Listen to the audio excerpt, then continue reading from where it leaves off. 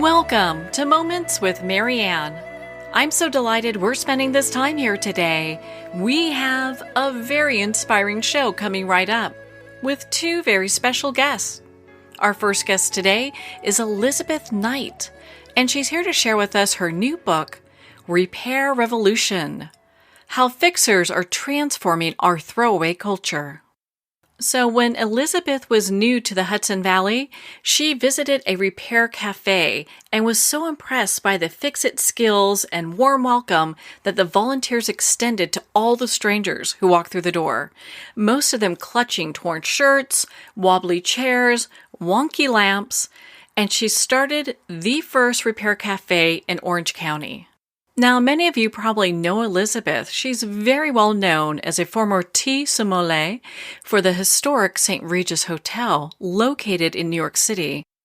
She's widely recognized as one of the country's foremost authorities on tea and entertaining, and she has appeared on national television and radio programs including WNBC, Today in New York, WOR, Food Talk, the Travel Channel, the Home Shopping Network, QVC, and many more.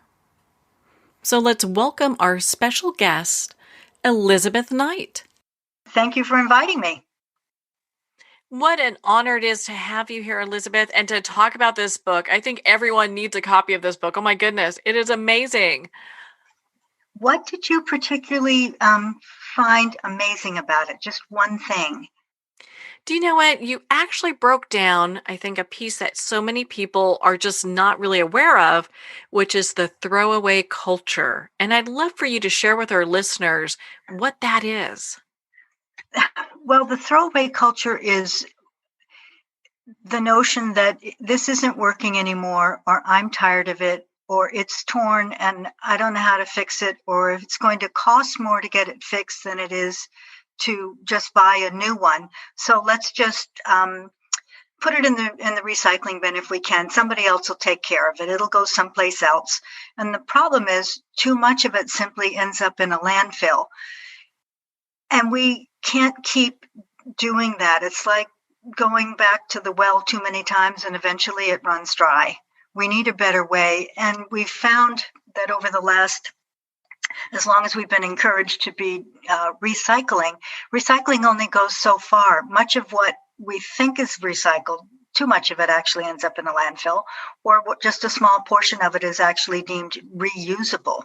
So the first key to this is think about reuse before recycle. And in order to reuse it, either find a place to repair it, like a repair cafe or a fix-it clinic, or if you've got a handy neighborhood repairman, go there or learn how to do the repairs yourself. Does that make sense?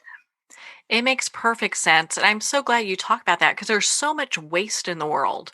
And if we can eliminate just some of that and some of the spending and the clutter, I mean, it makes such a huge difference. And is that kind of some of the reason that, I know you and your co-author wrote this book? Yes, and part of the reason is because both of us are activists. And my co-author, John Wackman, founded the first repair cafe in the entire state of New York in 2013.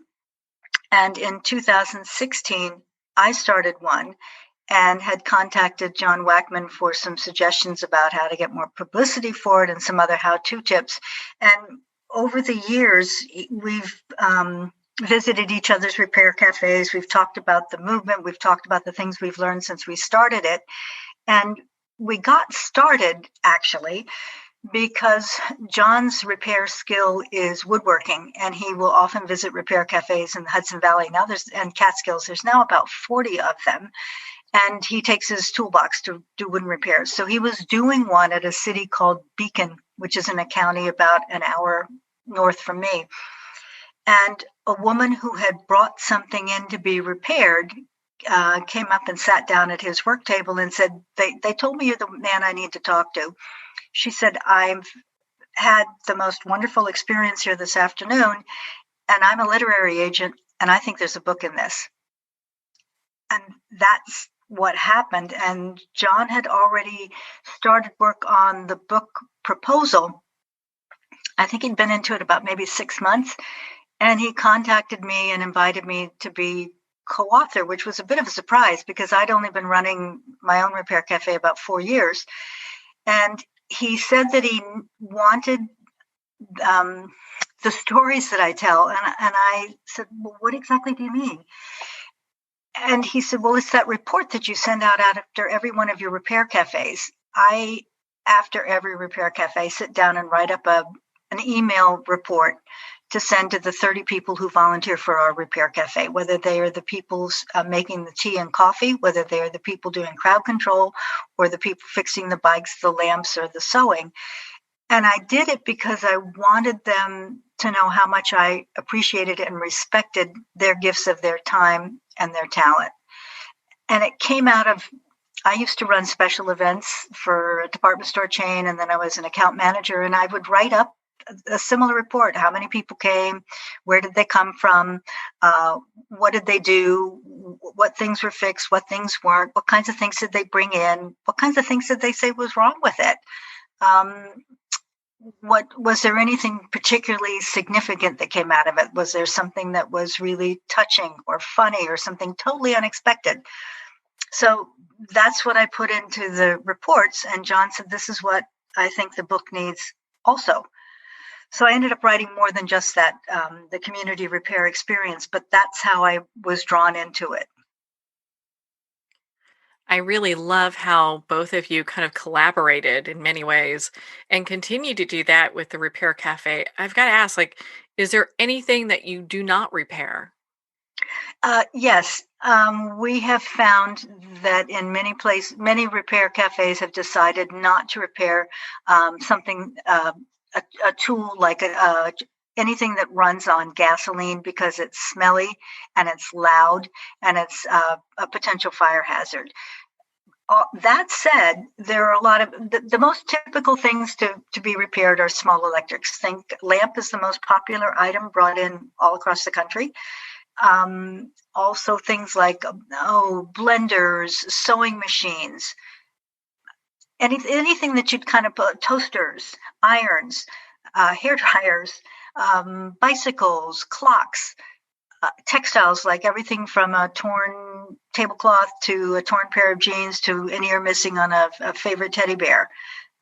Small jewelry repairs, small scale wooden furniture. We don't do upholstered furniture, but if something needs gluing or needs to be nailed back together, we'll work on that. That said, some of the repair cafes have very interesting interpretations of what repair means. There's a woman at the New Pulse Repair Cafe who's a licensed psychotherapist, and she offers soul repair. She says, come in and sit down and tell me your story, and she listens to you for 5-10 minutes, just listens. There's somebody else that works with Spanish-speaking people to help them complete forms that they need for school or jobs. There are two women who are licensed massage therapists, and you can come sit down in their chair and they'll give you a neck and a back rub for 10 minutes. There's somebody who does digital repairs to beloved tattered old photographs. We have a man who is an author, and he does what he calls wordsmithing. So if you need your resume touched up, or you're trying to write a book proposal, or you need to write a difficult letter, you bring it in and he'll help you, quote, find your own voice. That is so impressive how there's all this community, experience and just know-how out there that's helping other people to kind of just repair everything. Well, the idea is, yes, we want to repair things so that they don't end up in a landfill.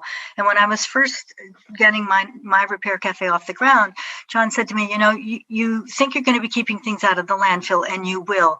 He said, but it's more about sending the signal that there's another way to look at this. He said, we as individuals, with the things that we bring into a repair cafe, are not going to be the tipping point. It's the much larger manufacturing processes.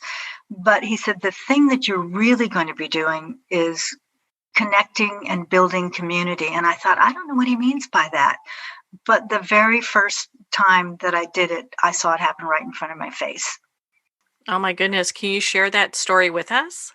I can share a couple of them. I love that. Well, one of them was, let me back up. When I was first starting the Repair Cafe and trying to get it off the ground, and I needed some publicity photos and had no budget to do it, I called the mayor of our town, Mayor Newhart, and said, you know those pictures that you do when people open a new business and there's a tape drawn across the door of a building and you stand there with a pair of big fake scissors and everybody smiles? And he said, yes. And I said, I need help promoting this. And he said, call the Chamber of Commerce. They'll set everything up. And they did.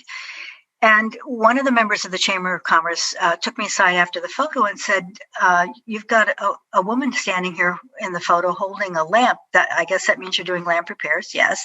She said, well, aren't you concerned about putting people out of business? And I said, where do we get a lamp repaired around here?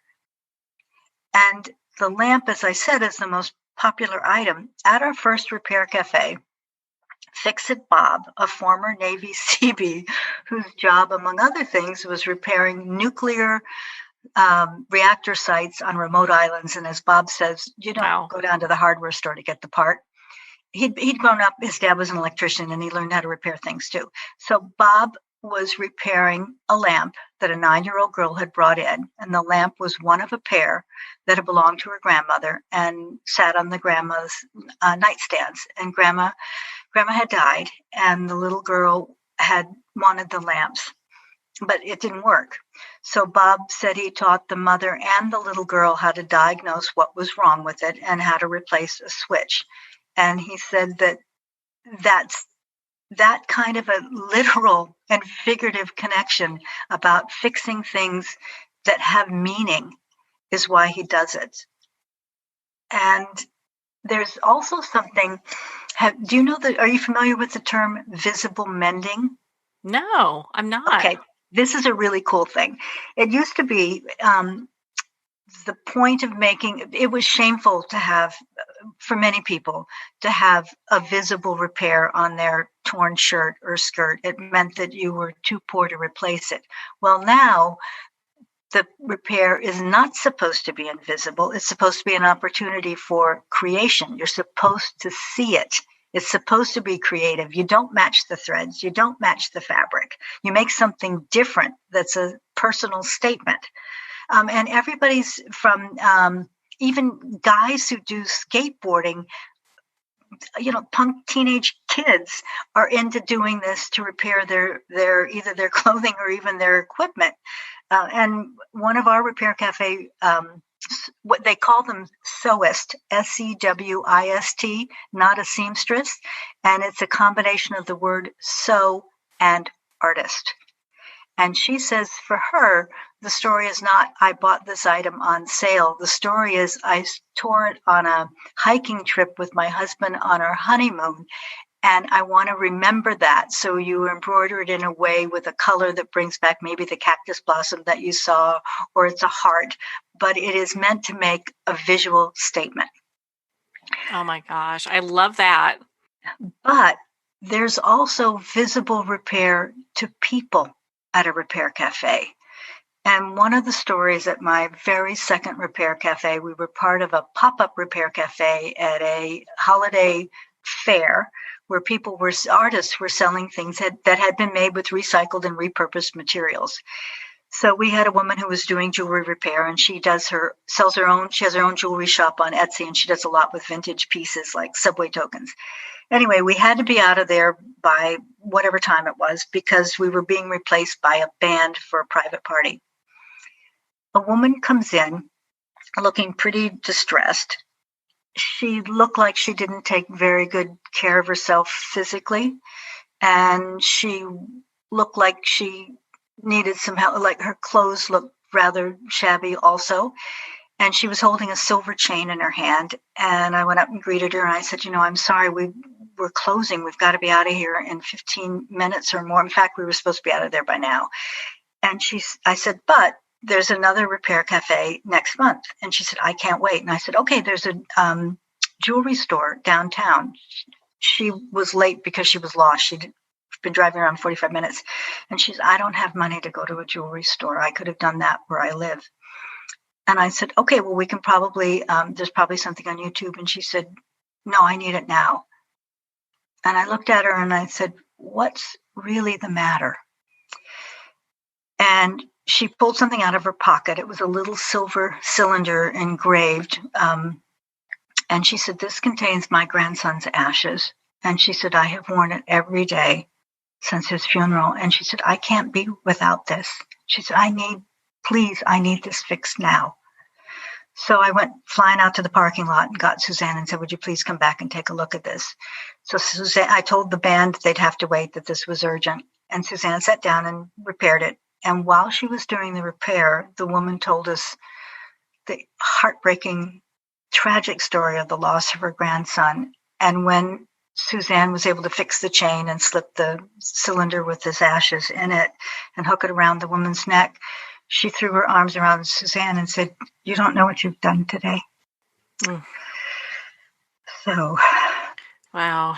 I'm crying just hearing this story, because it's just amazing how a small thing can make such a big difference for somebody. And gosh, bless you guys for taking the time to do that. Here she really needed to have her grandson in that special way. Exactly. And speaking of small things, one time the sewing team was helping. A young woman came in and she had a toy dog with the nose ripped off and the ear had been ripped off. And it was small enough that it fit in the palm of her hand. And one of the sewists called me over and said, you need to hear this story. And the woman had a big sparkly engagement ring on the other hand, and her fiance was with her. And while Joan, who does teddy bear repairs for a living, Joan takes people's unwanted fur coats that they've often inherited, and she makes the fur coat into a teddy bear and uses the silk lining of the coat with the original owner's initials to make a little scarf for the bear. So Joan does our stuffed animal repair, and this young woman's standing there with this toy dog in the palm of her hand. And the fiance tells us that the woman was a premature baby and she was so small. Her parents and the doctors didn't think she was going to survive. The parents couldn't touch her, but they found this little toy dog that they were allowed to put in her isolette. And now this young woman obviously did survive and was going to be married and move to a new home. And she needed the toy puppy repaired because her real life dog had ripped off the nose and the ear. So it's the beginning of a story and the end of a story. Oh my gosh, that is so sweet. And it's just, we all have these things that mean so much to us, and they have probably no value to anybody else.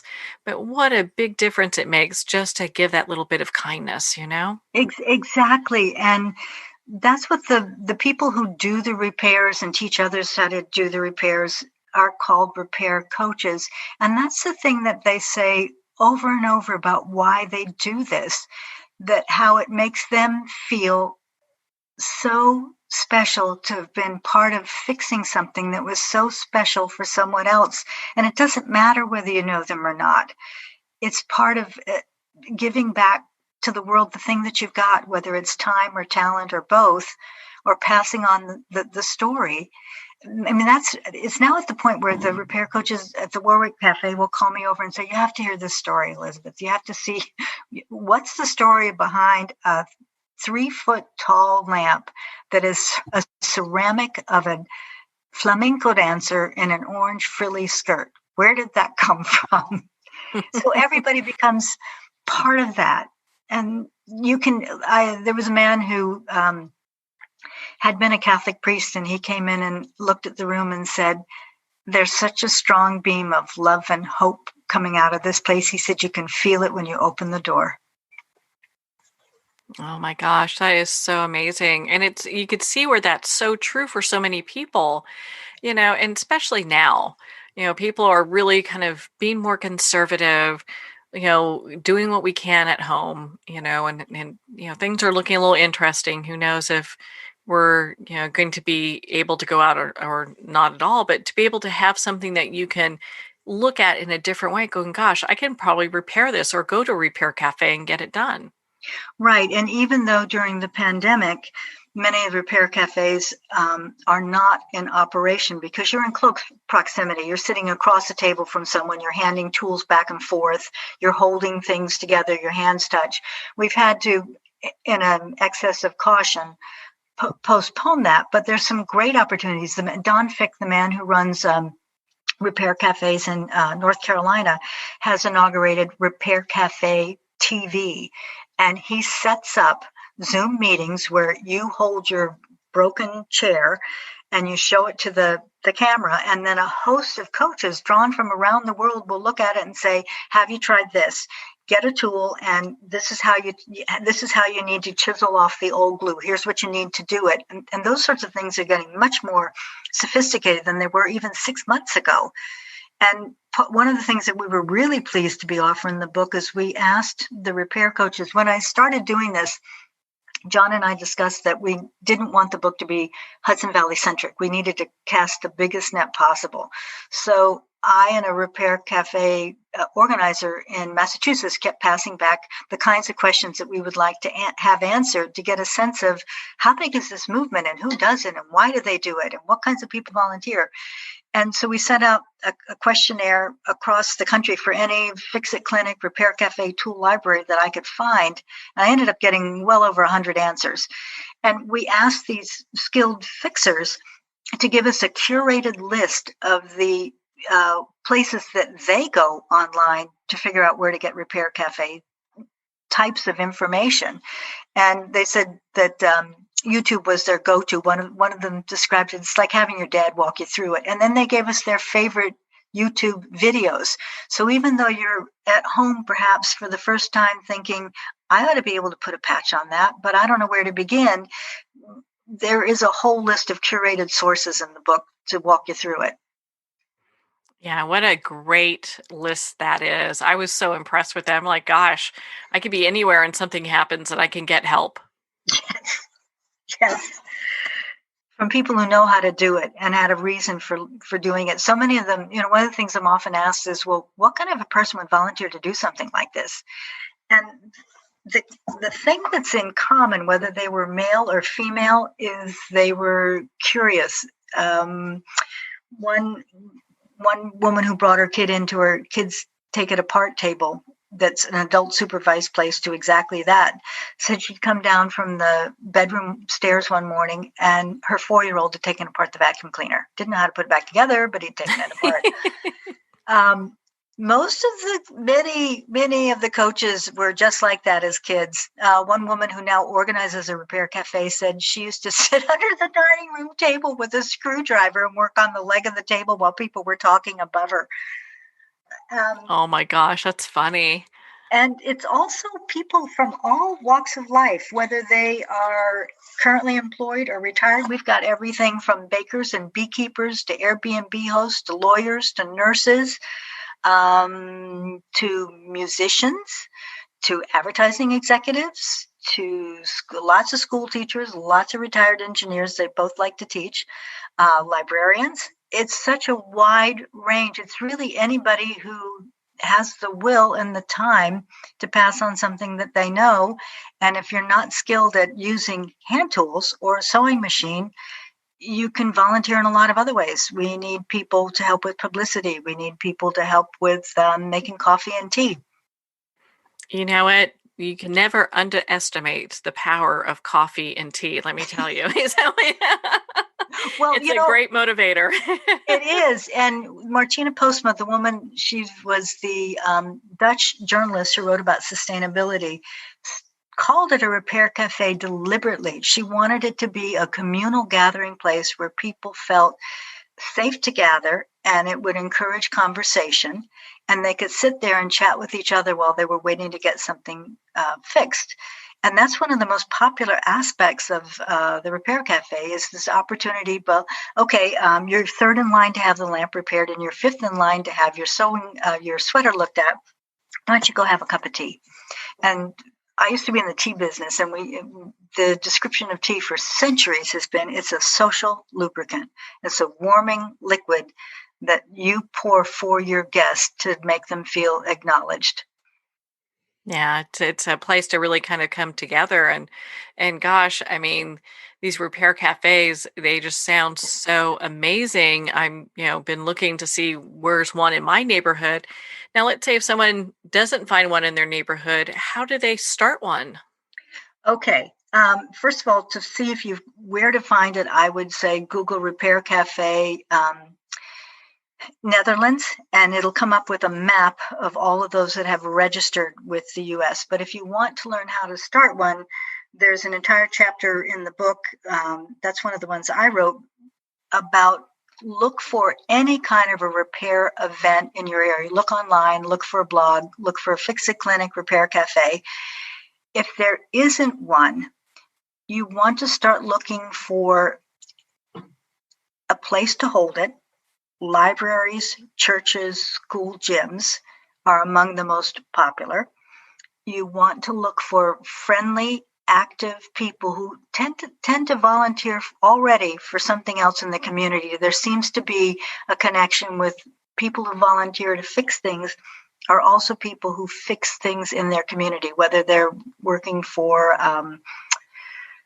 Rotary, the Lions Club, delivering meals to people who are housebound, the food pantry. That's where you want to look. People who like to give to a pretty wide audience. And then we've got a whole chapter with how do you write publicity? Where do you get the publicity? What kinds of tools do you need? Who's supposed to supply that? So all of the quote nuts and bolts are in the. It's a long discussion, but we can walk you through step by step. How to do all that, how to get Mm-hmm. started. Well, and so also, have you ever come across anything that you're not legally allowed to repair? That's an interesting question. I don't think, well, actually, now that you say that, I remember one time a woman came into our repair cafe and said to me, yeah, you're fixing all these great things, but I think you need to remember where you are. And I said, I'm not sure what you mean by that. She said, this is a rural area. There's a lot of farms. Our area is famous for its apple orchards and onions, among other things. And I said, okay, so what is it you think we're missing? She said, you need to have horseshoeing. I said, inside the town hall senior center? She said, well, you could do that outside. And I said, I don't think our insurance covers that.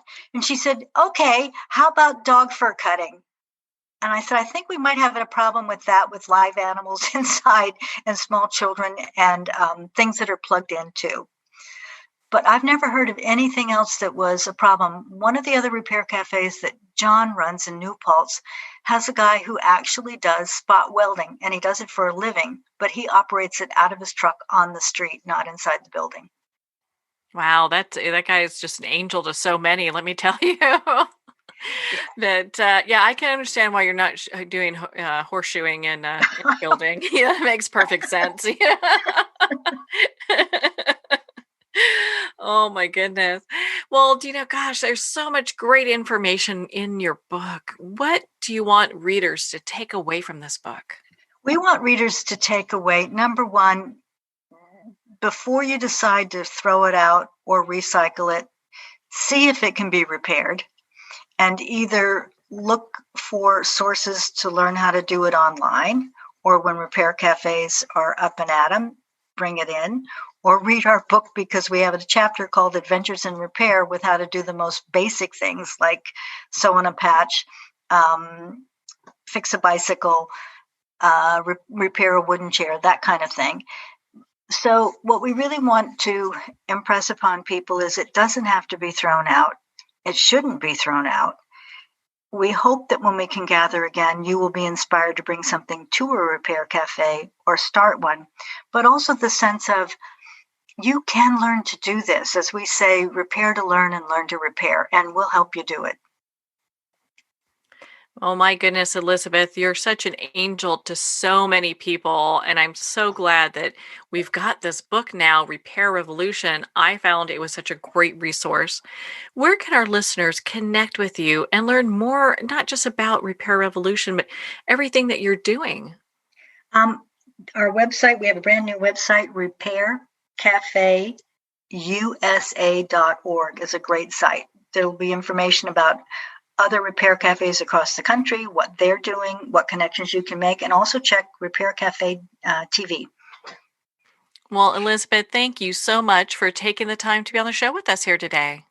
Thank you. And I just want to say one thing, Marianne. I'm not the angel. I'm just the organizer. The angels are all the people who come and offer their time and talent. Well, it sounds like there are many angels that volunteer and spend their time there. And again, thank you so much for taking the time to share that with us here today. Again, if you'd like to connect with Elizabeth and learn more about Repair Cafe, you can at repaircafeusa.org for more information. Repair Revolution's available at Amazon, Barnes & Noble, New World Library, and all indie retailers. And if you don't see it on the shelf, ask for them to order it. And of course, it's available on Kindle. You'll want to stay tuned for our next special guest, Catherine Sanderson, and she's here today to share with us her new book, Why We Act, Turning Bystanders into Moral Rebels. So we're going to pause here and take a quick break. You've been listening to Moments with Marianne. We'll be right back after these messages.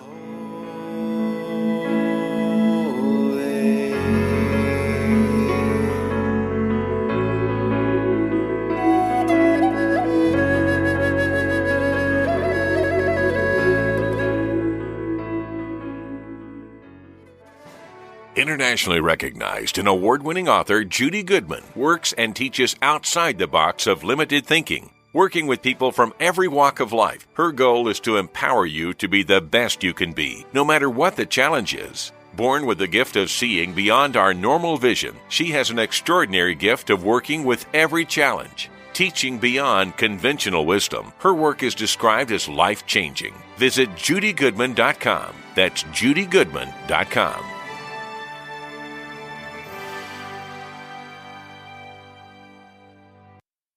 There comes a moment when you realize you're somewhere special, when you discover that each beautiful creature that you see has been rescued from a life of absolute horror and brought to this incredibly free place. Here's where their lives were forever changed and where yours will as well.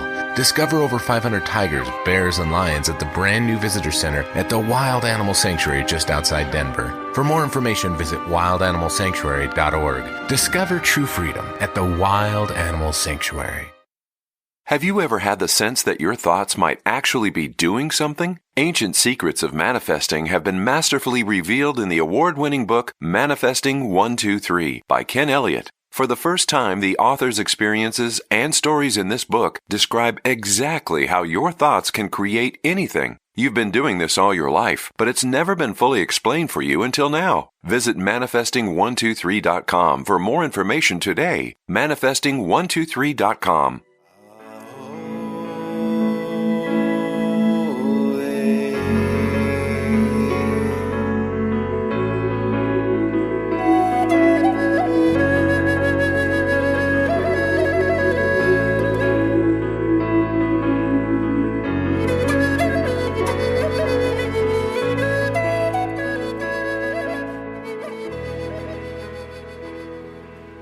Welcome back to Moments with Marianne.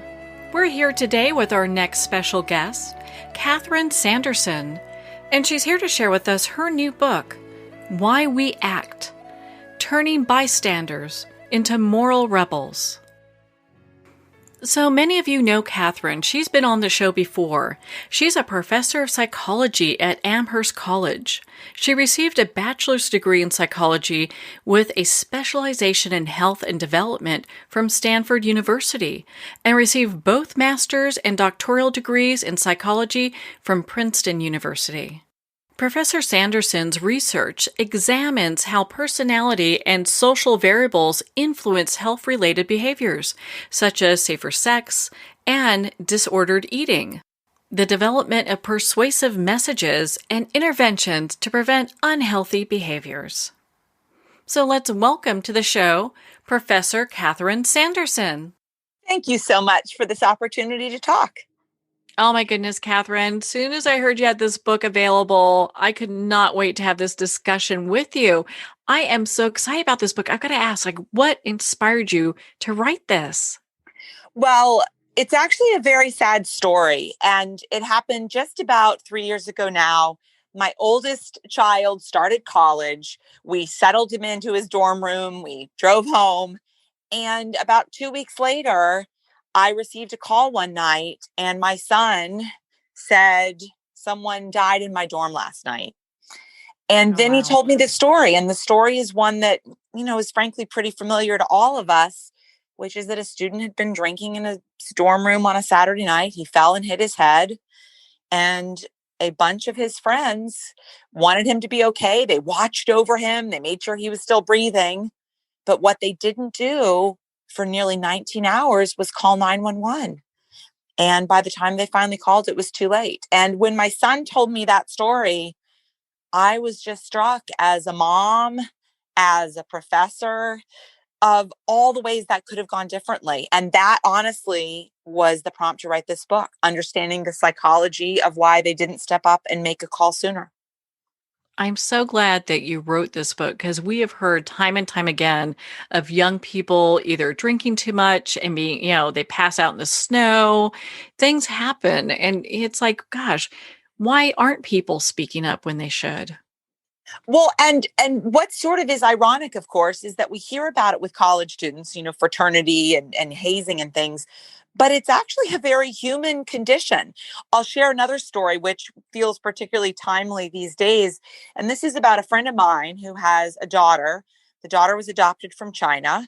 She's now 21, 22, recently graduated from college. In this March, so March of 2020, this daughter is on a bus in Boston heading to work when a man stands up, points at her, and says, "You should go back to China.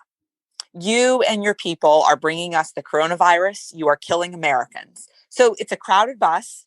The man stands up and is yelling at this, poor young woman who, of course, did not bring the coronavirus to Boston. And not a single person on the bus stood up and supported her. Wow.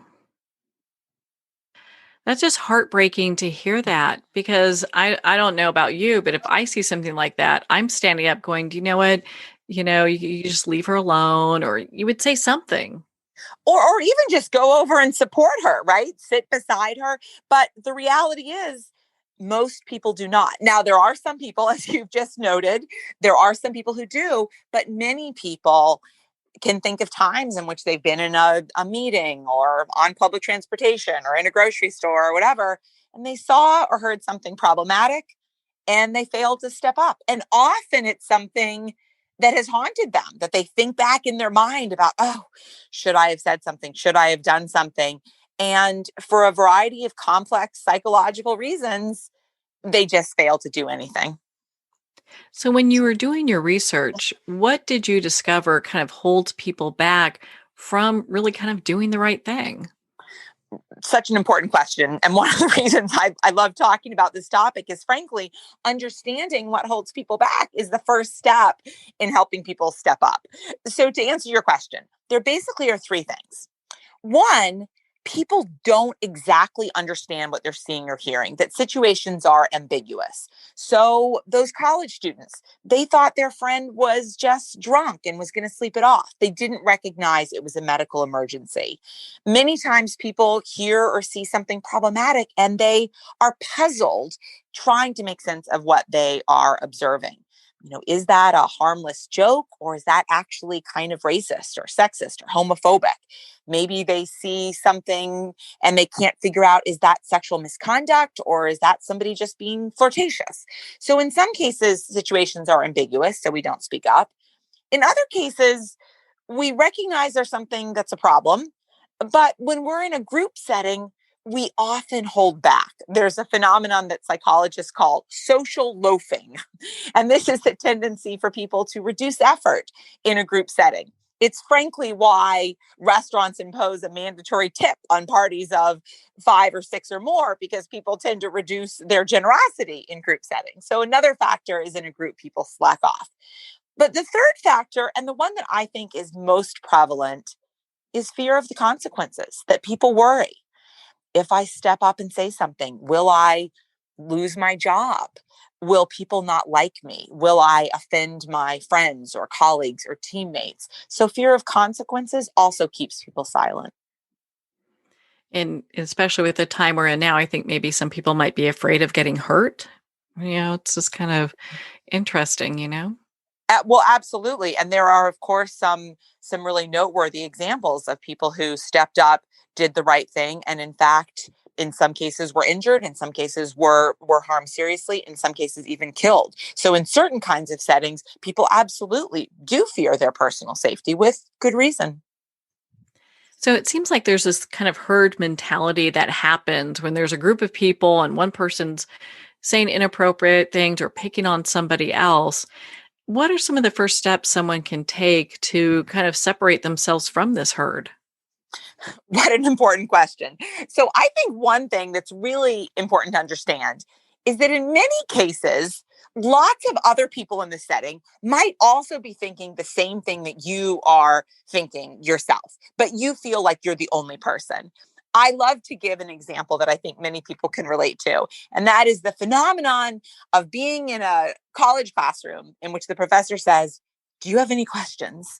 And you, in fact, had a question, but as you start to raise your hand, you notice that no one else around you is raising their hand. And that leads you to put your hand down often because you're worried you're going to be the only one with a question. So surely it's a stupid question and you don't want to feel embarrassed. But in that setting, there are probably lots of other people who also had a question and failed to step up. So I think it's important for people to recognize that when you hear or see something problematic in a group setting, you might look to other people to say, is somebody else going to say something? And when nobody speaks up, you might falsely assume, well, I guess I'm the only one. But in reality, everybody might be looking to you as well. And so it's important to recognize that in many settings, there might be other people who share our view, and that can often give us more confidence for actually speaking up in the moment. Yeah, it's that indecision that kind of stops people going, gosh, maybe it's what I have isn't worthy enough, or maybe they're afraid of the professor and they just don't want to stand out. Absolutely. And the challenge is in that case, you're not raising your hand and you know why. You don't want to look stupid or feel embarrassed. But when you look around at everybody else and they're not raising their hands, you don't think that their behavior is driven by what's driving your behavior. You think they're just very smart. And that happens all the time when we think about our own behavior is being driven by something different from other people's behavior. Do you think sometimes people don't even get involved because they feel like if I say anything, it's going to escalate everything? Absolutely. And I think there are times in which people often worry, well, if I say something, how will people respond? Will people overreact? Will people get mad at me? Will, in fact, this situation not just blow over? And I hear time and time again from people who say, well, I spoke up about something that was happening in my office. And then, I got in trouble, or then I didn't get this promotion. I mean, we hear about consequences that whistleblowers face, for example, right? And so I think people do worry that speaking up, that saying something can actually escalate a problem, in some cases, even make it worse. And that helps explain their decision to stay silent.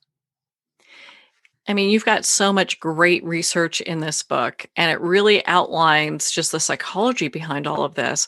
Was there something that really stood out to you when you were doing the research?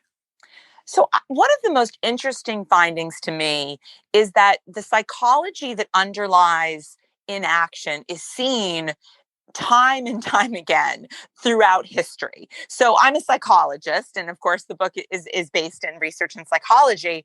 But what was fascinating to me was that how much of the same psychology we can see play out throughout time.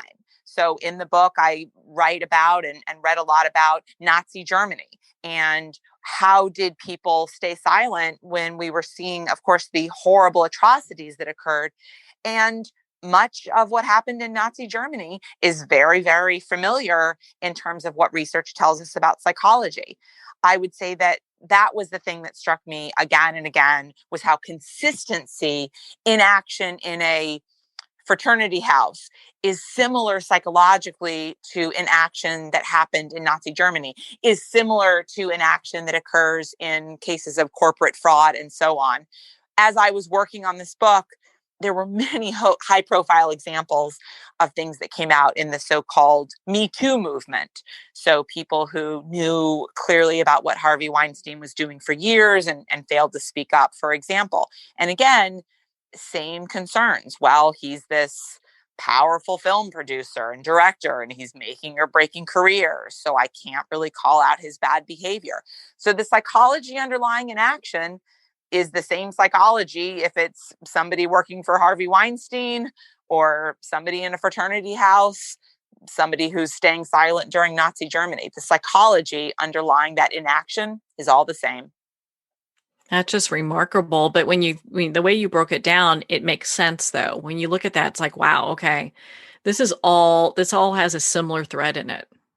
Well, and exactly. And that to me was what was so interesting, is that all of these different examples, again, present day, but also historical, are all rooted in the same reality. And the reality is that we are people, right? We are people. We have an innate human desire to be part of a group. It's probably evolutionarily adaptive that we depend on being part of our group for survival. There's fascinating research that I describe in the book, and I am not a neuroscientist, but there's fascinating research that's coming from the field of social neuroscience that now reveals that when you are ostracized or rejected by your social group, a particular part of your brain is activated. So it lights up, it fires.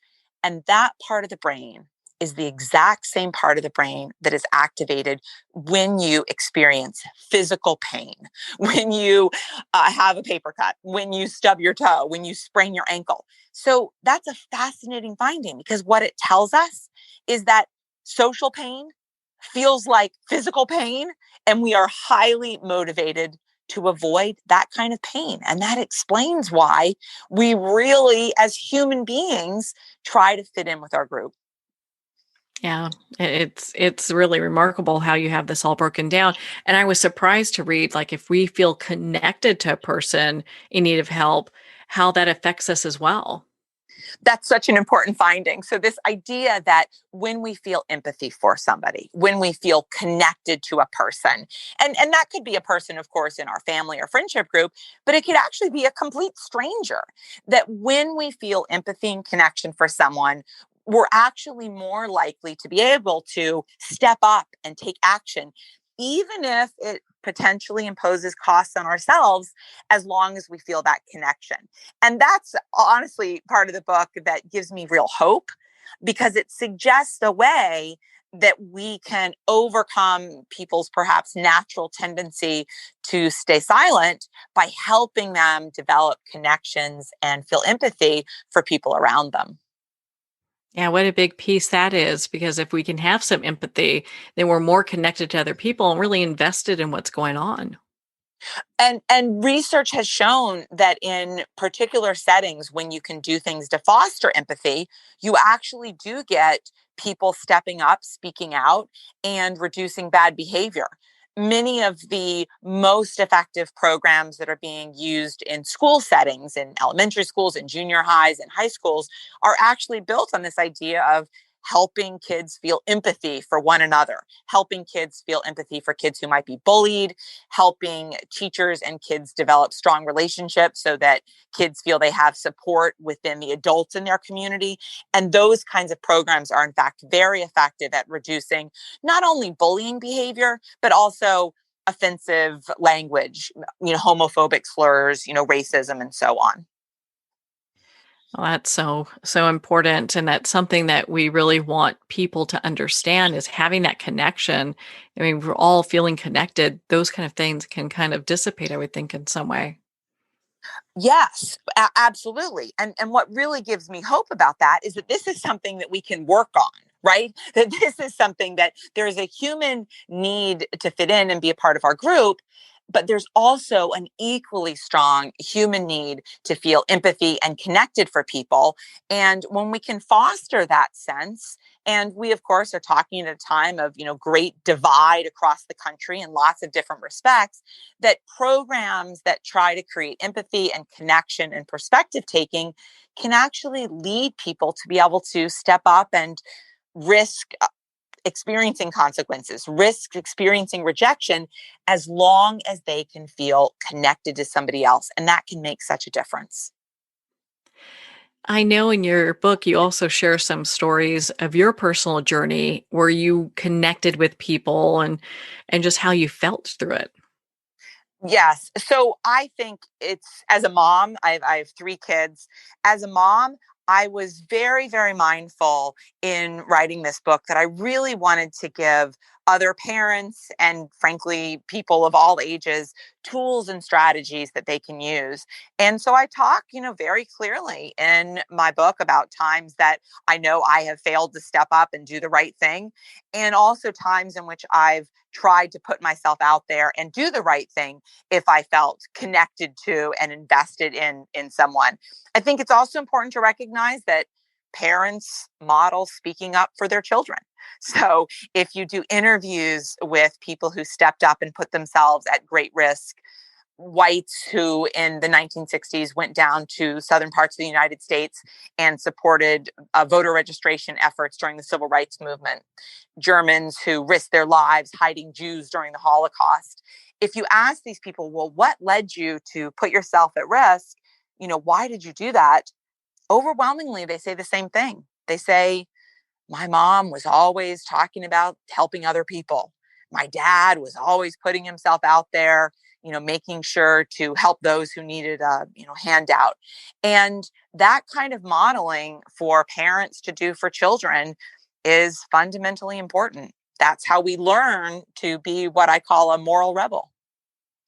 Well, I love how you shared the story about being in downtown Atlanta with your roommate, and there was this guy passed out in front of the steps of the building. You guys called. And I love that story because a lot of times people are afraid to do these things.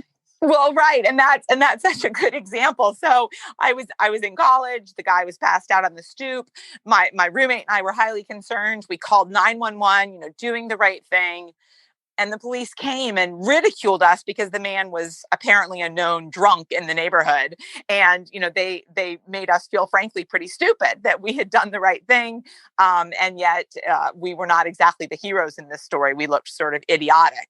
But I do think that in that case, I would far rather be the person who called and then felt silly than the person who walked right on by and didn't stop and help. I applaud you. And I know while it didn't work out, I mean, they should have at least thanked you for calling, regardless if he was known to them or not. It makes a difference. I mean, I have called on people that are kind of passed out. I did on with one, and the person had a drug overdose. And if someone hadn't called, they would be dead. So it's like, you look at this and it's like, busy traffic's going by, no one's caring. And it's like, come on, I really applaud you for at least putting yourself out there. Well, and good for you for also making that call. And as you note, often it can be a difference of life or death if you're talking about a drug overdose, when it could be, a few moments that could literally make a difference. I also will point out that I think there are times in which just doing an act of kindness can be really appreciated. A couple of years ago, while I was working on this book, I was in the Atlanta airport and I was walking in that, underground area where, the trams are going from terminal to terminal. And I was on my phone and I passed a couple, I assume a husband and wife, standing beside a trash can. And the man was vomiting profusely into the trash can. And the wife was standing beside him, with a lot of luggage around. And I walked past them talking on my cell phone. And then I had a moment of thinking, that's one of these things that I'm writing about in the book, ignoring this situation. So I hung up the phone and I walked back to them and I just said, excuse me, may I help you? And the woman said, oh, well, he's just very sick. And I said, yes, I know. And I said, but can I help you with something? And she said, if you'd be willing to go get a wheelchair, that would be really helpful. And I said, absolutely. And I went up the escalator and I went to the Delta counter and I said, excuse me, can somebody bring a wheelchair to this couple? But that's an example in which, I wasn't a big hero. I didn't save somebody's life. I was this tiny little thing. But for that couple in that moment, my act of being willing to step up and offer to help was probably really appreciated. Oh, I'm sure they just loved you for that because it's tough, when someone's not feeling well and needs help, it's a tough situation. What, with all the um, research that you've done in this book and the writings that you have with it, what are some ways that people can kind of overcome the feeling that, gosh, if I do something, it's going to cost me, or I might have to, I might get hurt, or I might, be embarrassed? What are some ways they can overcome that? I'm so glad that you asked that question, because that is why I wrote the book. I wrote the book because I'm really hoping that it gives people strategies. So this is what I'm going to say. I think many of us have been in situations where we see or hear something problematic and we don't say anything. We don't do anything. And like 2 days later, we're in the shower and we think, oh, that's what I should have done, or, oh, that's what I could have said. And so what I'm trying to do is to give people some strategies that they can use so they don't have to think of the thing 2 days later when it's too late. So my suggestions are really to think ahead of time. What are some things that you could do? And in different situations, I frankly think there are different kinds of things that are most helpful. So we all know people who are certified in CPR. And when you get certified in CPR, you're certified regularly. They have you repeat the training every year or two. And the reason for that is they want you, if you are ever in a situation in which you need to give someone CPR, they want you to know what to do. And so I think similarly, we all need tools and strategies that we can use to step up. So one of these can actually be as simple as developing a phrase or a comment that calls out bad behavior in some way that doesn't make the person feel stupid or bad. So having a comment like, I used to, make jokes about that as well. And then I learned that, or I know you probably don't mean anything, by that comment, but, that actually makes me feel. So you're therefore calling out maybe an offensive, racist, sexist, homophobic joke or comment, but you're doing it in a way that's drawing attention to how it might make you feel and not making the person feel stupid or bad. So I think that's one strategy. Have a set of phrases that you can use that you feel okay about. Another strategy is to frankly find a friend. Having somebody else with you in a situation can often give people the courage to step up. You can share your thoughts and feelings with that person. They can give you more courage. So sometimes it's as simple as finding somebody else to give you a little bit of extra courage. Another really important point, which you and I have already talked about, creating empathy. When I was working on this book, it occurred to me that if my son was passed out in a dorm room, I would really want somebody to call immediately. If my daughter was on a bus in Boston and somebody was yelling things at her, I would really want somebody to step up and go over and sit with her. So I think one of the most important things we can do is to really actively try to see the world from somebody else's perspective and develop and foster that empathy. And that's also something that can help us step up in all sorts of situations. So, what are your tips in dealing with bullies? I know we kind of started our discussion there, and you had such a story just really tugged at my heart about Mallory Rose, and just how she was bullied basically. And it was heartbreaking. Yes, this is the opening of chapter 6, which is a chapter on bullying. And Mallory was in 6th grade at a middle school in New Jersey and was really, really tormented by some classmates, including cyberbullying. And Mallory ultimately died by suicide. And I will say that story also tugged at my heartstrings. I've actually been in touch with Mallory's mom, who really appreciated my sharing her story in this book, and is really hoping that my book will give parents and educators tools and strategies they can use to reduce the episodes of bullying. What the research on bullying shows time and time again is that most kids don't like bullies. Most kids think bullies are not good people. They're not nice. They're not popular. They're not well liked. And yet, bullying continues because kids individually worry, well, if I step up and say something, will I then become a target? But the good news is there are lots of things that parents and schools can do to reduce bullying, including creating a school climate that values and fosters kindness and empathy instead of one that values bullying, or one that at least tolerates bullying even, is a problem. It's also clear that schools in which children, teenagers feel connected and supported by school personnel goes a long way towards reducing bullying, possibly by helping students feel more comfortable reporting it at low levels to teachers before it gets out of hand. Research has also shown that schools that foster empathy, that foster perspective taking, can also help reduce bullying. So there are lots of things that schools and educators and parents can do to reduce bullying and hopefully reduce future tragedies like what happened to Mallory. You've mentioned a couple times about really developing empathy. For parents that are looking to instill that in their children, what are some things they should know? So I think what's important to recognize is that there are some people who appear to be naturally higher in empathy. That this seems to be a pretty consistent finding, that some people just more naturally and easily see the world through somebody else's perspective. But empathy, like many things, can also be fostered. It's like a muscle. You can exercise it, you can develop it.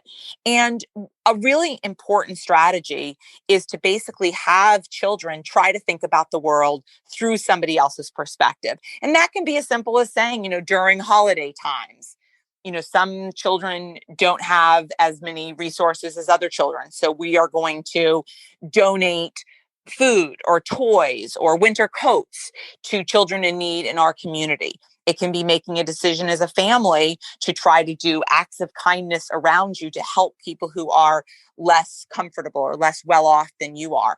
It can be actively trying to work to help people who are in positions of relative privilege. Imagine how it would be if you went through the world and you were treated like this. So basically, parents can have a tremendous influence in terms of helping to foster empathy and develop this idea of perspective taking, seeing the world through somebody else's eyes. I'm so glad that you broke that down because at least gives people a place to start. I think sometimes all of this can be a little overwhelming for people. They're like, well, where do I even start? Where do I go? And I really loved your book because it gives people information, case studies, and just like, okay, how do we move through this together? Well, thank you. Thank you so much for those kind words about it. And honestly, I am really hoping that once people understand the very normal psychological factors that lead people to stay silent, once we understand that psychology, we also can learn tools to speak up. That I think sometimes people sort of divide the world into there are good people and there are bad people. And although, of course, there are some people who are, really, really awful people, there are many, many people who are very good people and who just don't know how to step up, how to intervene in particular situations. Although my book is called Why We Act, that is the official title. The title that I wanted, which I lost on, as you can tell, the title that I wanted was The Appalling Silence of the Good People, which is a wonderful quote. Isn't that good? I love that. I do too. That's why I'm sharing it. So the title that I wanted was The Appalling Silence of the Good People, which is a wonderful quote by Martin Luther King Jr. And I think the publisher sort of thought, well, appalling, makes people feel kind of bad. But really, honestly, I think there are lots of very good people who are appallingly silent. And I'm hoping that my book helps all of us good people understand why they're silent and gives them real and practical tools and strategies they can use to step up. I get that. I mean, I've got regrets on a couple of situations where I did not stand up and I vowed I would never do that again. But it's interesting because those things haunt you. And I'd rather have, I mean, gosh, I'm so glad that we have your book because I'd rather have this information that helps me navigate through this than not do anything at all. Well, absolutely. And what's been fascinating to me over the last, 6 months or so, as I've had all of these different interviews and conversations about my book, everybody says exactly what you just said. There are times in which I'm haunted. And that's the phrase they use. And people tell me sometimes it's 30 years ago. I remember, like, people are literally describing, I was in this airport I was in a hotel lobby. I was in a grocery store. I was whatever. And they have these things, these moments. And I describe very honestly in the book, I have those moments. So I talk about a time I was in college and I was driving to a meeting. I was driving with my boss. My boss was driving and we were running late for a meeting that he had to present at, and he couldn't find a parking space. So he pulled into a handicap spot. And this man was, perfectly abled. He did not need a handicap spot. So he pulled into this handicap spot. I knew it was wrong. I knew it was bad. And we got out of the car and I looked at the handicap, sign. And then I looked at him and he smirked at me and then started limping into the building. That was what he did. And I knew it was wrong. And I, again, that was 30 years ago. And I can still remember it vividly as I'm telling it to you, but I didn't say anything. I wanted a letter of recommendation. I wanted him to like me. I wanted him to potentially hire me. I didn't say a word. And that's exactly the kind of thing that happens to all of us. And my book is hopefully helping people understand that their experience of not speaking up is very normal, but we also have a choice. And I give some strategies that people could use if they want to exercise that choice. Okay, so you brought up work. Okay, so let's dive into this because there's so much that happens at work. Is there a way that we can foster being more ethical at work? So I think it really honestly depends on where you are in your career. So I get this question a lot. I've done a number of talks for, big corporations and corporate compliance agencies and so on. In all honesty, I think it depends on where you are in your career. So for people who are relatively junior in their career, they're just starting out, it's really hard to make waves because if you were to say something or call out bad behavior, especially on behalf of, your boss or somebody that you report to, it can be problematic in terms of your career. So what I think are a few things. I think, first of all, organizations actually benefit substantially from ethical employees, that ethical leadership pays off. And so we often sort of think, well, cutting corners is the way of the world. But what research shows is that corporations in which the CEO is not modeling good behavior actually do less well, because eventually cutting corners, not engaging in ethical behavior comes back to haunt you. I also think that it's really important for people who are high enough and established enough in their careers to model good behavior. And that could include calling out problematic behavior so that they are modeling and identifying to other people that they're not okay with what's happening. And whether that's engaging in inappropriate conduct in the office in terms of, racist language, in terms of discriminatory hiring or promoting practices, but it can also be, levels of fraud. And many high profile examples of corporate fraud, a lot of people knew what was going on and a lot of people didn't speak up. So how can they, for employees at a corporation, how can employees help to create a culture of speaking up? So I think one thing is that it's very important to recognize that many acts of bad behavior of all kinds happen in a slippery slope. That it's not the case that bad behavior necessarily happens at a really extreme and obvious level. So it's important to recognize that little steps can be problematic. If you do interviews with people who've been convicted of various kinds of white collar crime, overwhelmingly they say, well, initially I just did this and then it escalated. If you do interviews with Bernie Madoff, for example, has described, often big acts of fraud start with very, very small little steps. And so it's important that people don't just excuse low levels of bad behavior, because if you get away with doing something once, it escalates over time. It's really important for people in a meeting or in any kind of work environment. If somebody does or says something problematic, it's important to call out that behavior, either directly at that moment or shortly after, because if bad behavior is not called out, it tends to escalate and it tends to get worse. Yeah, and then you've got morale going down, and then you have a culture that no one wants to be a part of. Well, and everybody is also imitating it. So because people also say, well, so-and-so, is doing this, so obviously it's okay if I do so the same. And it becomes very, very hard to change the culture when it starts going in that direction. So in your book, you talk about a moral rebel. What is that? And why is that something we should be aware of?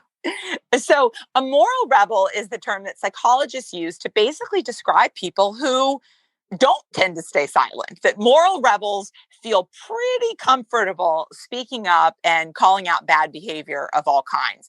And that could be in high schools, it could be calling out bullying, it could be in a corporate environment, calling out sexist language, etc.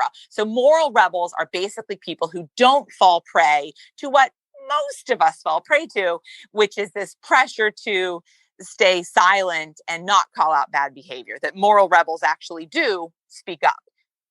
Yeah, they've got the courage to do that. So, in situations where it's needed, how can we find our own inner moral rebel?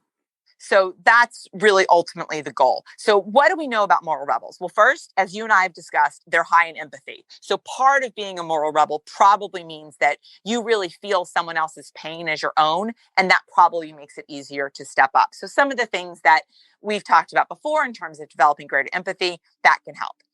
Another factor, though, that moral rebels tend to hold is that they're good at arguing. And I like this example very much as somebody with an argumentative 16-year-old daughter, that research has actually shown that teenagers who argue with their moms are better at standing up to peer pressure. And what the researchers think is that you actually develop skills and an ability to represent your own view and to stand up for what you believe in by arguing with your parents. So you're basically practicing. And so moral rebels also seem to be pretty good at expressing their views and standing up for what they believe in. So actually some practice having disagreements helps. The other thing that we see in moral rebels is that they don't seem to really care about feeling embarrassed, about sticking out. So they're low in factors described as social inhibition. They don't really care about feeling embarrassed or doing the wrong thing or whatever. And that means that the normal factors that lead many of us to stay silent don't seem to impact them in the same way. They sound like a unicorn in the group there, right?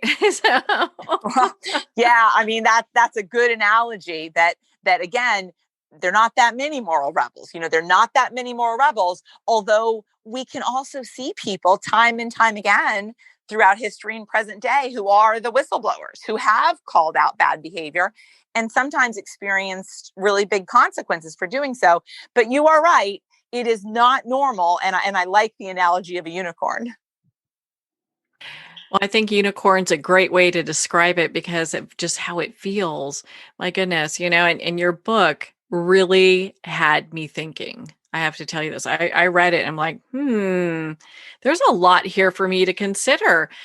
What do you want readers to take away from your book? So I want readers to take away that the factors that lead most of us non-unicorn, non-moral rebels to stay silent are very, very consistent. And in fact, it's very normal to worry about how do you fit in. It's very normal to worry about feeling embarrassed or to worry about saying or doing the wrong thing. And those very normal concerns lead us to stay silent.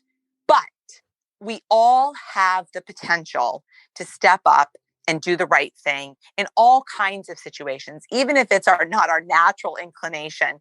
And we can get better at doing so with practice. And to me, ultimately, we all want to live in a world in which people call out bad behavior so that bad behavior doesn't continue and doesn't hurt us, doesn't hurt our loved ones, doesn't impair our workplace, and so on. And we all, I think, have a collective responsibility to try to foster our own inner moral rebel so that we can live in a world that's better. And that's all within our own control. Yeah, there definitely used to be an era where someone would say something bad and you'd have a group of people standing up.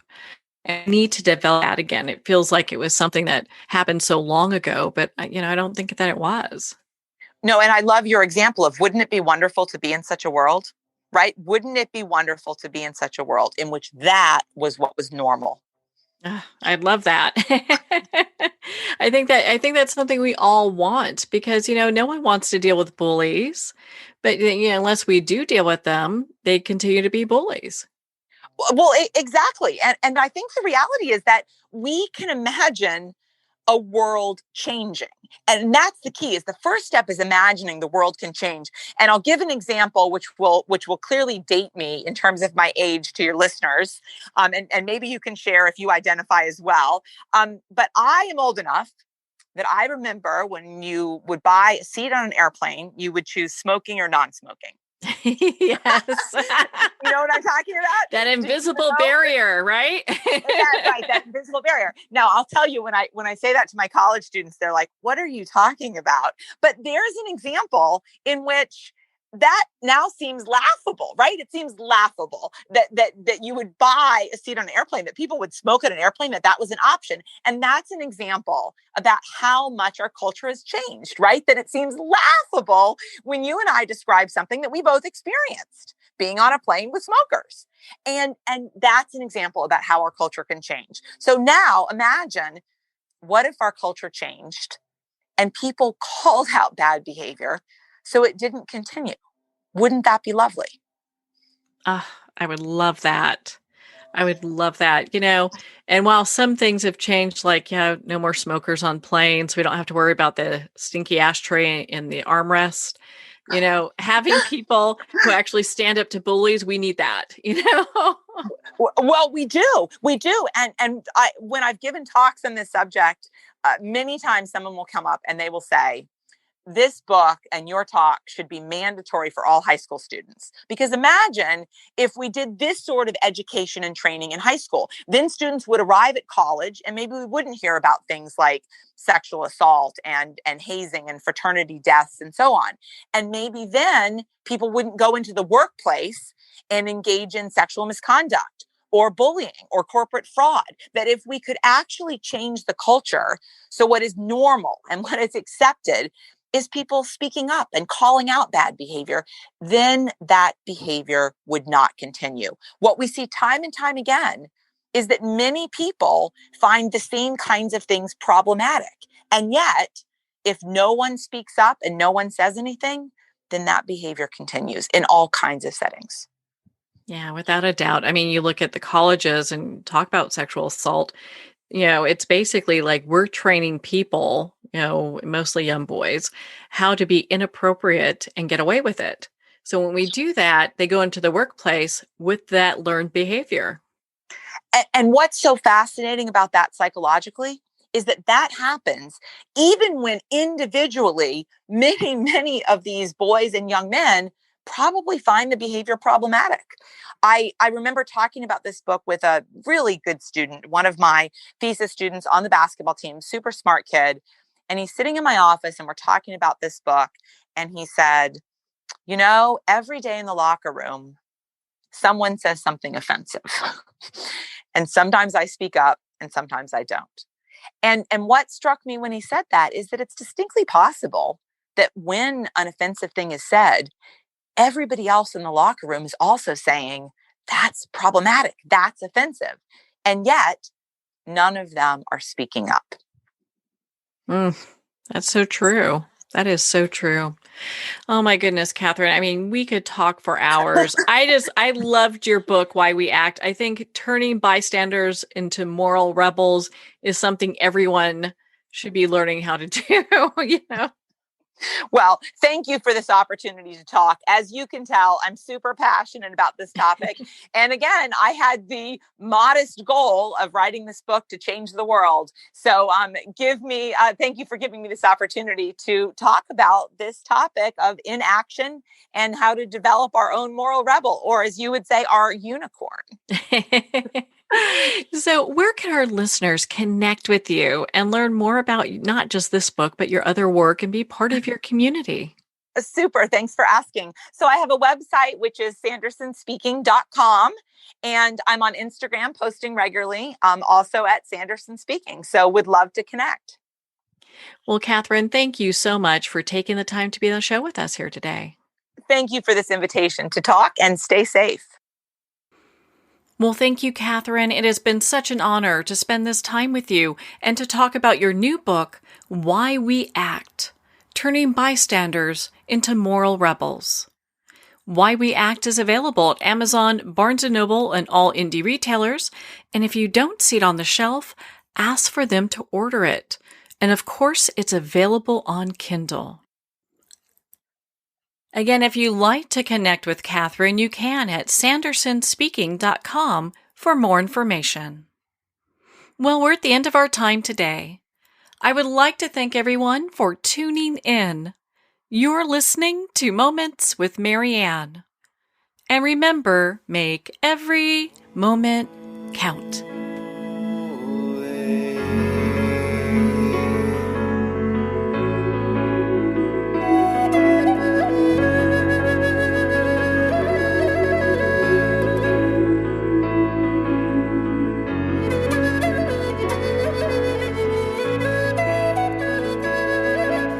In a single moment, your life can change. Moments with Mary Ann is a transformative hour that covers an endless array of topics with the best of the best. Her guests are leaders in their fields, ranging from inspirational authors, top industry leaders, and business and spiritual entrepreneurs. Each guest is gifted and a true visionary, a recognized leader in her own work, and while teaching others to develop, refocus, and grow, Mary Ann will bring the best guest and sometimes a special surprise. Don't miss this. You never know just which moment will change your life forever. Moments with Mary Ann airs every Sunday, Monday, Thursday, and Friday at 8 p.m. Eastern and 5 p.m. Pacific Time. Make sure to tune in and visit momentswithmaryann.com for more information.